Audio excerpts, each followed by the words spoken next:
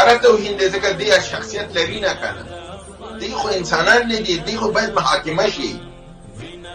دی شخصیت دی کوم دی نه که دی شخصیت درلوده د دې ملت د یتیمانو د دې خلکو وینې به یې نه څکلې د دې پیسې به یې نه غلا کولې دی به چورو چپاول نه کوه د افغانستان به نن داسې در په دره نه و د سړکونو د حالتونه دا اوس تاسو ټویټر ته لاړ شئ وګورئ دا څو ورځې اچولي د کابل قندهار سړکونه تاسو وګورئ ټول داسې دي بوږمې دي هغه سړک چې 1990 کې د زیرخان په وخت کې د هرات قندهار منځ کې جوړ شوی هغه اوس هم جوړ دی دا سړکونه چې اوس په دې 20 کالو کې جوړ شوي دي 10 دفعه سینه یې چیرې شوې ده فلهذا دا خائنین دا جنایتکاران دا څنګه د دې سره ناس جنایت زه بولم توهین خو لا پرېږده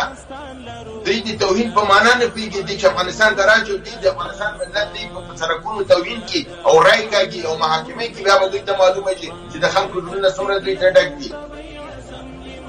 خلک د اسلامي امارت سره غواړي چې لاس په لاس دغه کار وکړي اسلامي امارت په خپله خلک ځان نه لرې کوي او مشکلات جوړوي موږ ورته همدا عرض کوو چې د خدای دپاره خلک ځان نه مه لرې کوو خلک هیڅ ونیسه مشکلات مه خلقوه مشکلات کم که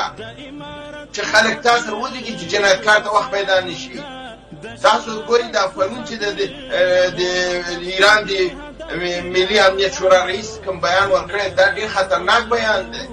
هغه وویل ګوره د کټ مټ تاسو بیان به ولولم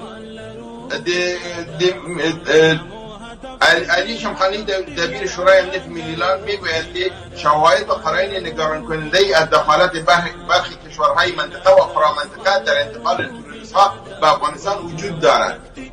گوره دا دایده‌ای که افغانستان ته د بهر نه تروریستان راځي او د منطقي ممالک په کې لاس لري او ښکاره اشاره پاکستان خواته ده. از برای خدا اصلی موضوع ته نه متوجه کېږي اسلامي امارات اصلي موضوع مشکلات نه حلي په خپله ځان ته مشکلات جوړوي زما په خپله ذاتي دغه چغې چې وهم دغې ته چې و زمونږ ورونو جهاد هم وکړه وینه هم ورکړه دا وینه ولې ضایع کوئ دا شهیدانو د وینې قیمت ولې ضایع کوئ